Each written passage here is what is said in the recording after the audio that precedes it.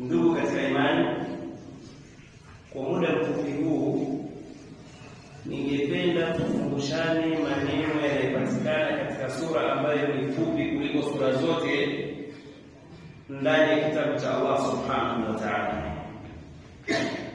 Aya hizo wanazihifadhi watoto wadogo, watu wazima, ikiwa wanaume wanawake.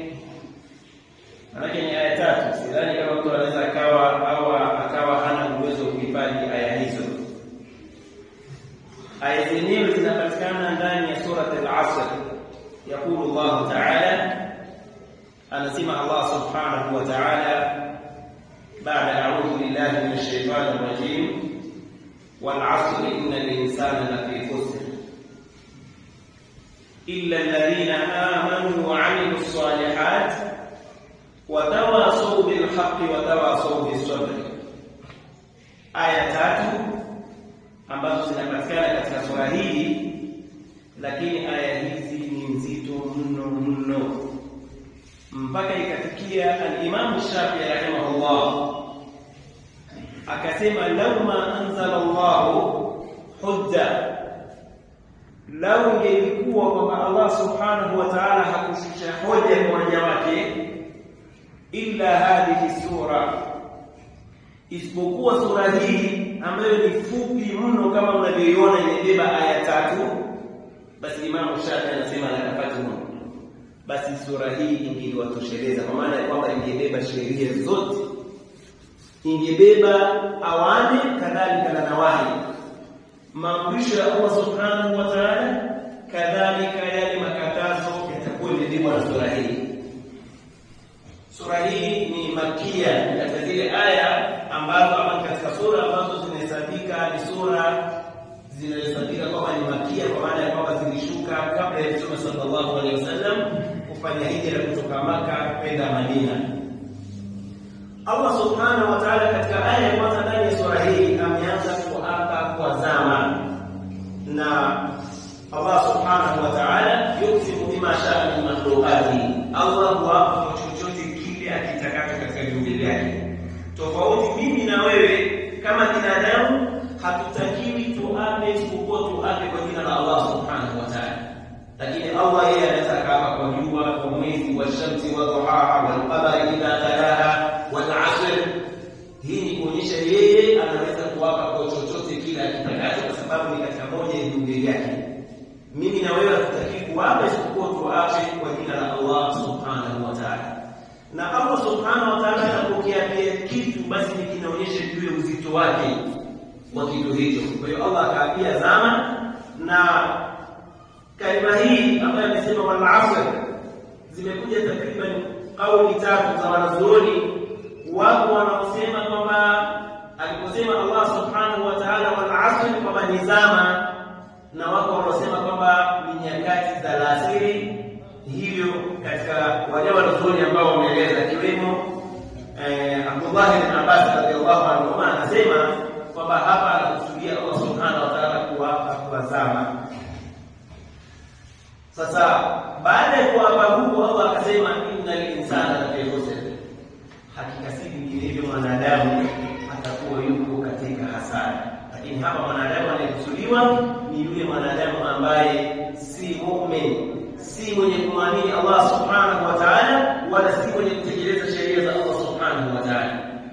Na ndipo aya inayofuatilia Allah akasema illa alladhina amanu, yani inaonyesha kwamba wanadamu wote wale ambao hawatakuwa katika imani ya kumwamini Allah Subhanahu wa Ta'ala, hao wote wamehesabika wao katika hasara hapa duniani, kwa sababu wataishi maisha ya dhulma, maisha ya dhiki, maisha ya taabu, kwa sababu hawako katika mfumo ambao unamridhisha Allah Subhanahu wa Ta'ala.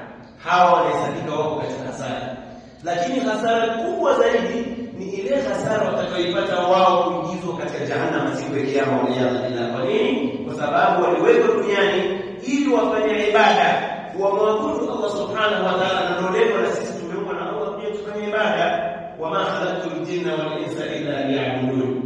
Allah anasema sikuumba majini na binadamu isipokuwa waje wafanye ibada. Sasa wewe ambaye hutokuwa katika imani, kwa maana kwamba wewe humwabudu Allah Subhanahu wa Ta'ala, utaishi maisha ya dhiki hapa duniani, na kesho akhera kuna makazi mengine ni moja kwa moja motoni. Allah atuepushe na moto wa jahannam.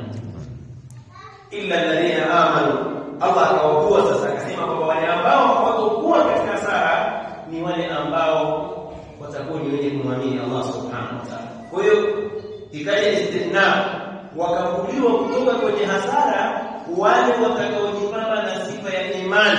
Tunaposema imani yashmalu al-imanu billahi subhanahu wa ta'ala wa bimalaikatihi wa kutubihi wa rusulihi wal yawmil akhir wal qadari khairihi wa sharrihi. Imani inayokusudiwa hapa na Allah subhanahu wa ta'ala ni imani wewe kumwamini Allah subhanahu wa ta'ala katika zile nguzo sita za imani. Wewe kumwamini Allah subhanahu wa ta'ala, ukamwabudu Allah subhanahu wa ta'ala na kutokumshirikisha. Kadhalika kuamini kwamba kuna malaika wa Allah subhanahu wa ta'ala, kadhalika kuna vitabu vya Allah subhanahu wa ta'ala walivyokuja navyo hao mitume, kadhalika vitabu ambavyo vilikuja navyo, kuamini kwamba kuna siku ya mwisho na muumini atalipwa kulingana na imani yake ama na matendo ambayo ametekeleza hapa duniani, na kafiri hatakuwa na nyumba nyingine isipokuwa ni kuingia jahannam. Wala yahudillah al-iman billah illa alladhina amanu wa 'amilus salihat. Iman biduni amali la faida.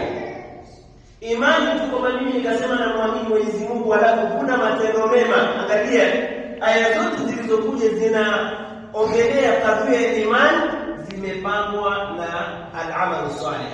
Illa alladhina amanu wa 'amilus salihat. Allah akasema isipokuwa wale ambao wameamini muamini Allah subhanahu wa ta'ala, kisha baada ya hapo wakatenda matendo yaliyokuwa mema.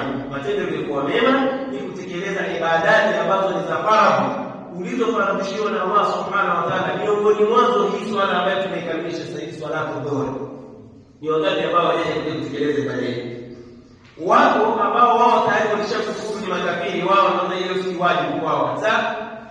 Lakini wao pia katika waumini wanajiita ni wenye imani na wanasikia hili, na wala hata bali kuja kuelekea kwenye ibada hawana. Wanasikia Allahu akbar, Allahu akbar, wanasikia hayya ala salah, njooni kwenye swala, hayya ala al-falah, njooni kwenye kuswali, lakini wala hata hawazinduki hata kidogo, kuonyesha hao pia nao wako katika hasara.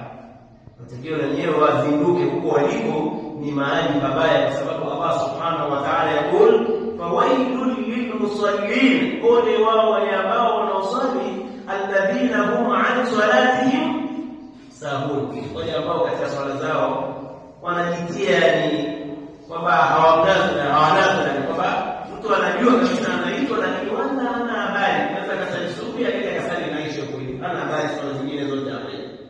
Allah akasema alladhina hum an salatihim sahun, wana michezo wanadau, wanafanya kwamba swali asiswali kwa anaona nini, na anajua kabisa swala tano ni wajibu pokea ni faradhi, na ukiacha utakuja kuulizwa na Allah subhanahu wa ta'ala.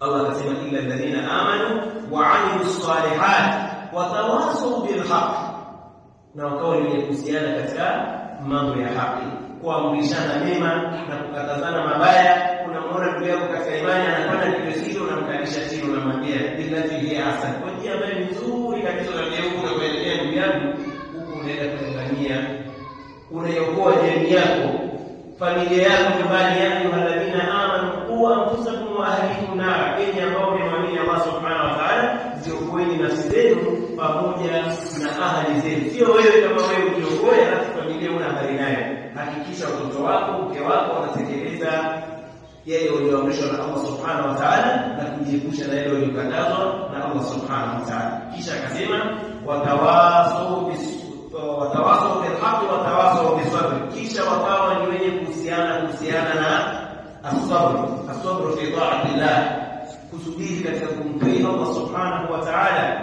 Mara nyingi hii wakati mwingine mtu anaweza kaiona ni nzito sana, lakini lazima sheitani anakupambania utoke katika njia iliyonyooka, na wewe unasema hapana, lazima mimi nasubiri na napambana kwa ajili yote mpaka nihakikishe nabaki katika kumtii Allah subhanahu wa ta'ala. Nafsi kama ilivyo kawaida, inna nafsa la amaratun bisu, nafsi tabia yake ni kuamrisha katika mabaya, mambo ya matamanio, mambo ya ambayo yako nje na sheria Allah subhanahu wa ta'ala, lakini unaikandamiza na kusema unasema hapana, maadamu hili Allah kanikataza siwezi kusubiri kwetu. Huko kadhalika tunasabika ni kusubiri. haqqi wa tawassaw bis sabr. Ndio Imam Shafi akasema kwamba lao ingelikuwa Allah hakushusha labda hujja katika Qur'an au chochote katika Qur'an isipokuwa tunataka ikatokea sura hii, basi ingetosheleza. Kwa hiyo ndugu zangu katika imani, swala la kudumu katika taa ya Allah subhanahu wa ta'ala ni swala ambalo ni wajibu kwetu sisi. Zimekuja aya nyingi zikituhimiza sisi kumcha Allah subhanahu wa ta'ala mpaka dakika zetu za mwisho. Ya ayyuhalladhina amanu taqullaha haqqa tuqatih, enyi ambao mmemwamini Allah subhanahu wa ta'ala, mcheni Allah subhanahu wa ta'ala kweli kumcha Allah subhanahu wa ta'ala, wala tamutunna illa wa antum muslimun, na wala msife isipokuwa mtakapofikwa na mauti, basi yakukuteni na ilhaji kwamba nyinyi ni Waislamu kweli kweli na mcha Allah subhanahu wa ta'ala. Na hili ndio jambo ambalo kila muumini anatamani. Lakini pia tuendelee kumwomba Allah subhanahu wa ta'ala katika maisha yetu. Siku zote unapofanya ibada, basi hakikisha unamuomba Allah subhanahu wa ta'ala akudumishe katika toba. Endelea kuendeleza. Umetekeleza ibada, ukimaliza muombe Allah aendelee kukudumisha katika toba, usije ukachomoka katika toba hii. Ndio ile katika dua, Rabbana, ewe Mola wetu, la tuzigh qulubana ba'da idh hadaytana, ewe Mola wetu usije ukazitelezesha ukazitoa nyoyo zetu baada ya kuwa umetuongoza katika haki, basi tupateleza na tukaingia katika batili. Dua kwa muumini zina hayati, zile adhkar sabah wal masa, muumini unatakiwa kudumu nazo. Hiyo ni tawfiki ya Allah subhanahu wa ta'ala kwa kupitia hizi dua unazozifanya. Kwa haya machache niseme subhanakallahumma wa bihamdika ashhadu an la ilaha illa anta astaghfiruka wa atubu ilayk.